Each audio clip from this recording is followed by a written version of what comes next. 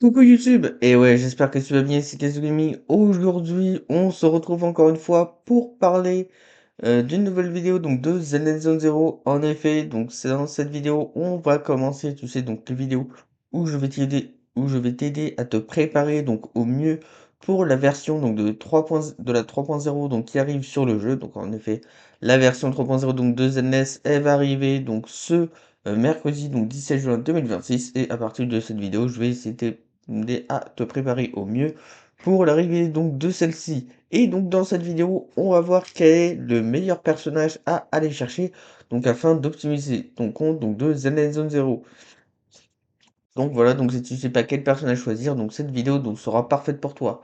Et j'espère que tu vas bien, que tu vas apprécier ce type de vidéo. Si tel est le cas, n'hésite pas à la liker, à t'abonner à la chaîne et activer la cloche de notification pour ne pas louper les prochaines vidéos de Zenless Zone Zero et aussi donc de NTE, ce qu'on a fait sur Nevernest ou Evernest. Donc on a les drips de la version donc 1.2 qui sont confirmés. Et donc comme ça, je vais pouvoir t'aiguiller sur est-ce qu'il faut aller chercher les personnages de version 1.1 ou les personnages donc de la version 1.2 donc sur NTE. Donc voilà. Donc n'hésite pas à activer la cloche pour être au courant quand cette vidéo sera disponible. Et évidemment, me follow sur Twitch, puisqu'en effet, quand la version 3.0 sera disponible, on sera en stream sur Twitch. Bon, avant de vraiment commencer cette vidéo, il y aura quelques petits disclaimers. C'est que dans les disclaimers, en soi, on ne va pas analyser donc le Pyrois. Donc tu sais qui est le personnage donc, qui est lié au Phaeton, donc Abel ainsi que Wise, puisqu'en soi le Pyrois ça sert à rien, le personnage donc sera donné gratuitement.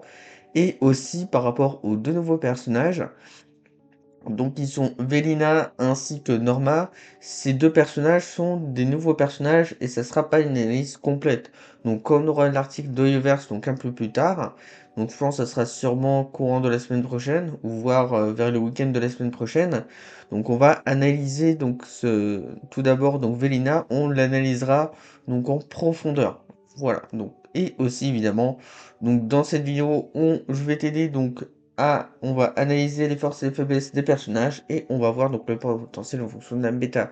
Mais en soi, tu peux invoquer n'importe quel personnage, donc selon ces derniers te plaît, en termes de design, de gameplay, ou en termes donc de leur par rapport à ces derniers, du moment que tu te fais kiffer, que ces personnages sont assez optimisés et assez investis, c'est le principal. Et aussi le dernier disclaimer, c'est que avant de vraiment prendre une décision, il faut attendre donc les drips officiels de la version donc 3.1 de Zenless Zone Zero.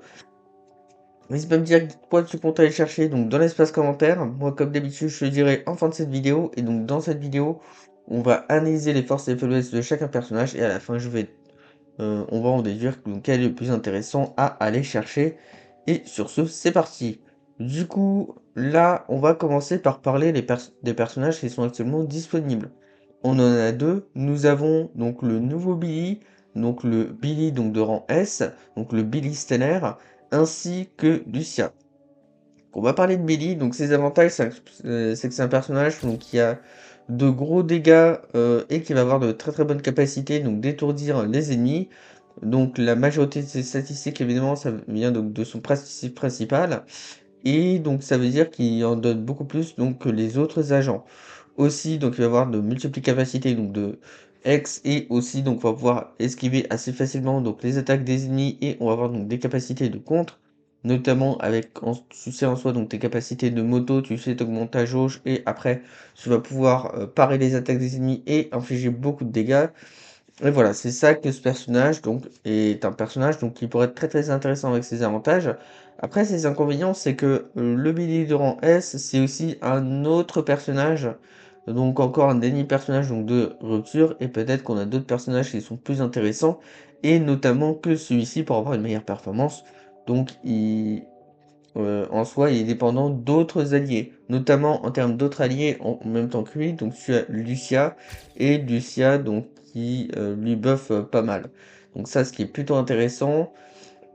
Après aussi, donc c'est que ses capacités donc dépendent de beaucoup de compétences. Donc s'il faut monter beaucoup de compétences, et ça va être vraiment un personnage donc qui est très très cher à investir. Aussi ses animations donc sont très longues, et aussi également donc tu vas avoir des combos qui sont stricts pour optimiser le personnage. Voilà, c'est un personnage qui a l'air d'être un peu compliqué. donc sur celui-ci à prendre en main et aussi il est dépendant donc d'autres alliés et encore une fois aussi, ce qui est aussi inquiétant pour ce personnage, c'est un énième personnage donc de rupture que puisque en soi peut-être que tu es lassé de ces personnages-là. Moi je pense que c'est vraiment pas le meilleur personnage à aller chercher, donc le petit Billy de rang S. Ensuite, on a en même temps que lui, donc notre chère petite Lucia. Donc Lucia, qu'il s'agit donc d'un personnage donc aussi donc de rang S. Donc Lucia, ce sera un personnage soutien et en soi donc ce sera le personnage donc soutien donc pour les teams autour des ruptures. Parce qu'en effet donc Lucia rang S est d'éléments éther. Donc celle-ci donc il s'agit donc du meilleur buffer donc pour les teams rupture. Et aussi ce qui est intéressant c'est que pour avoir tes performances tu n'es pas obligé d'avoir ce moteur rempli signature. Donc elle est plutôt facile donc d'utilisation, parce qu'en soi l'utilisation c'est très très simple. Tu commences avec ton skill et après quand tu fais ton ultime qui est disponible, tu peux activer l'ultime et donc le skill qui va permettre d'augmenter tes PV et après tu full spam avec tes autres personnages. Donc elle va avoir un confort donc de soins évidemment et voilà, elle est très très forte. Après, donc, évidemment, ses inconvénients, puisqu'en soi, ce personnage-là, il s'agit donc d'un support niche. Donc, en soi, le support dédié donc pour les teams rupture. Et donc, c'est un personnage qui est inutile en termes de rupture. Après, pour maximiser ses dégâts, faut beaucoup augmenter donc ses capacités. Mais après aussi, si tu veux avoir un meilleur build de celle-ci, donc c'est le moteur ampli signature, bien que celui-ci ne soit pas nécessaire. En gros, voilà, donc par rapport à la version donc 2.8, donc la version 2.8, donc la seconde phase, c'est surtout orienté autour donc de la méta rupture avec Billy Stellaire ainsi que Lucia. Je te conseille vraiment pas aller chercher donc dans cette seconde phase. Et après, nous allons avoir les personnages donc de la version donc 3.0 qui vont arriver. Notamment, tu vas voir donc Lucia, non, notamment tu vas voir donc plutôt pardon Velina. Donc tu vas avoir une capacité donc qui va se focus autour donc de l'élément vent et que tu vas pouvoir invoquer donc un champ de vent donc pour avoir une bonne capacité d'attaque et donc pour attaquer et conférer une bonne capacité d'attaque. Donc ce personnage, il a l'air d'être plutôt un personnage support, parce qu'en soit tu fais l'élément vent, après tu switches sur un autre personnage, après donc tu appliques donc des attributs d'éléments, et après quand tu fais des anomalies d'attributs, ainsi que quand ta jauge, donc tu sais avec la vent, elle est de ton champ de vent elle est pleine, donc ça crée l'arasement en soi. Et donc quand tu mélanges entre un anomalie d'attribut et donc l'arasement, s'il va te permettre donc donc du coup de créer la réaction donc de vortex et donc d'infliger des dégâts de zone. Aussi tu as un passif principal, c'est qui veut dire que quand tu as deux personnages au moins de la même faction ou deux personnages donc d'anomalie, donc les dégâts d'arasement donc sont invoqués et quand ton personnage donc sera déployé sur le terrain ou en réserve, donc tu vas pouvoir invoquer un mini cyclone et obtenir une morsure de vent. Donc quand tu vas avoir donc deux réactions donc de vortex, donc tu vas pouvoir invoquer un cyclone qui sera plus puissant et tes multiplicateurs de dégâts seront augmentés. Quand l'ennemi est vaincu, donc ta macro cyclone donc, sera prolongé. Et aussi quand tu déclenches donc le mini et le macro cyclone en même temps, donc sur les ennemis affectés donc par l'arasement, donc en soi, donc petit bilan, donc comment tu fais pour créer donc l'arasement en soi, donc tu invoques un vent et quand ta jauge elle est pleine, donc tu déclenches l'arasement en soi. Et donc du coup, donc quand tu vas faire cette floraison spéciale, donc elle sera activée sur les ennemis affectés par ces dégâts harassement, donc quand ils se dissipent. Et quand tes cyclones sont mélangés à d'autres attributs, donc tu pourras avoir des couleurs différentes.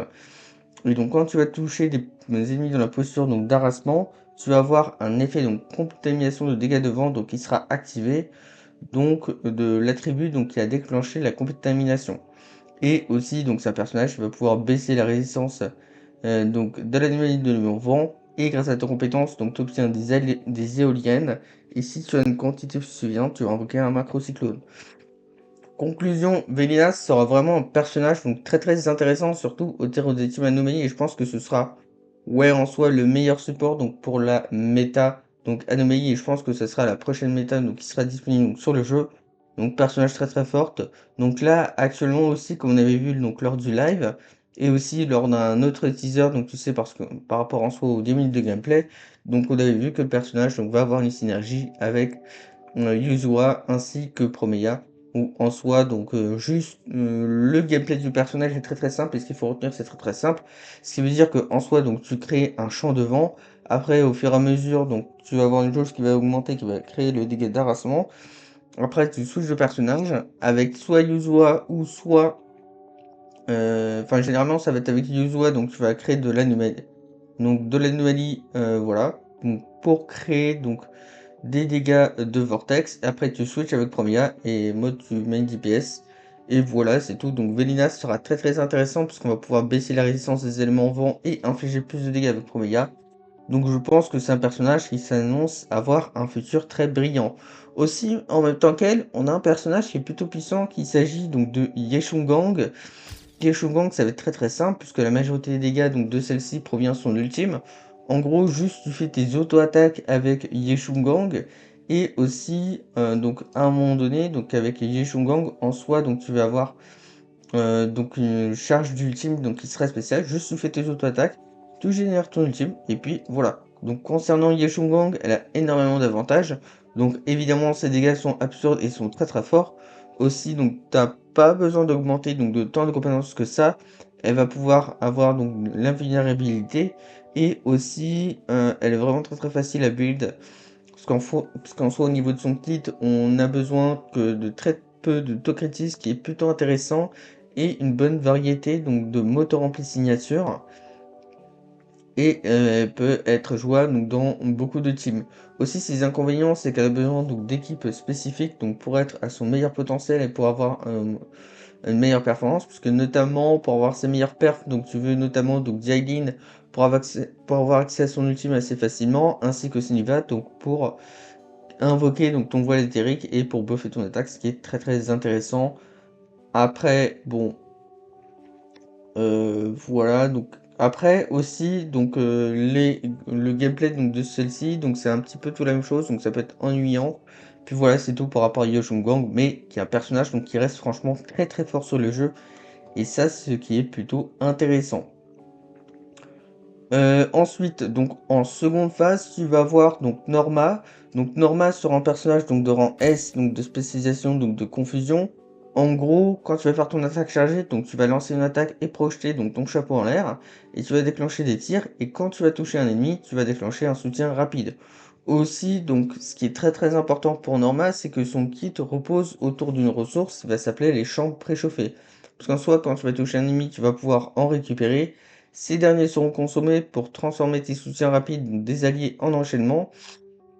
Et aussi quand tu vas entrer sur le terrain, donc tu vas pouvoir en obtenir des champs préchauffés au fur et à mesure. Aussi, donc ce personnage n'a pas besoin d'être donc tout le temps sur le terrain pour générer en soi donc tes champs préchauffés, puisque quand le personnage n'est pas déployé, tu vas quand même pouvoir en récupérer.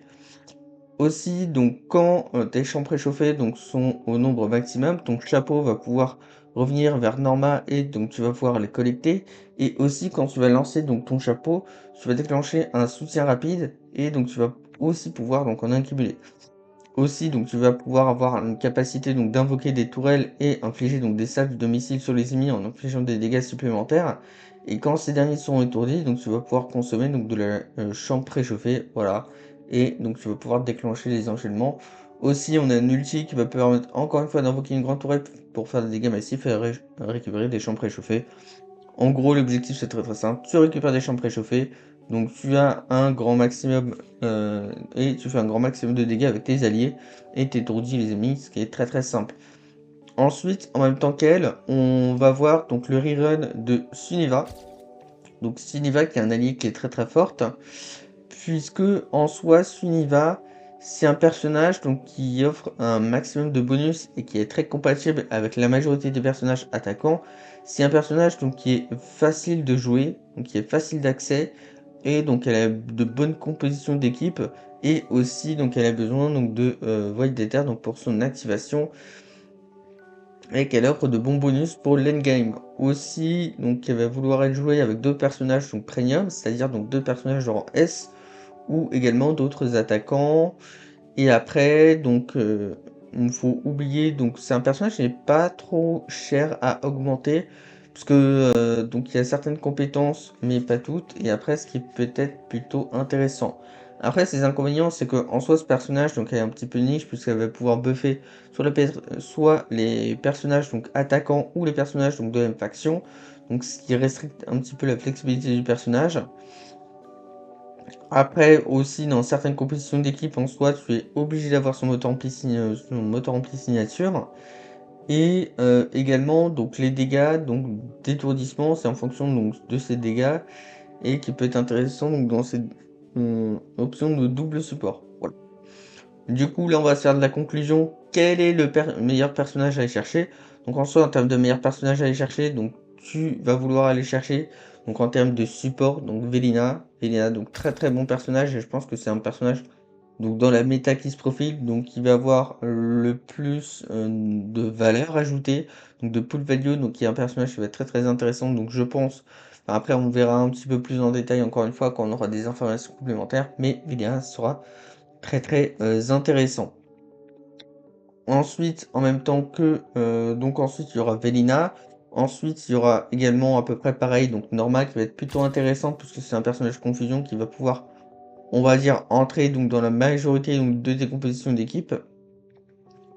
Donc voilà, donc tu vas voir Norma qui va être très très intéressante.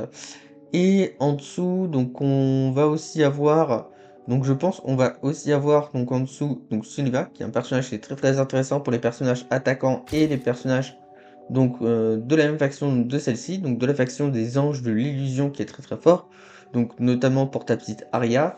Et mais après ce qu'il faut prendre en considération c'est que pour la majorité des équipes tu vas avoir l'arme signature donc de Sunniva.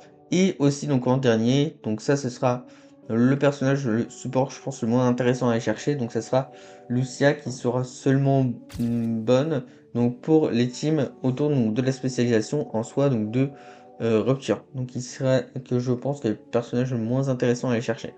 Ensuite, en termes donc de personnages de main DPS, bah, en soi ce sera excessivement simple, puisque on n'aura actuellement que deux personnages, donc main DPS.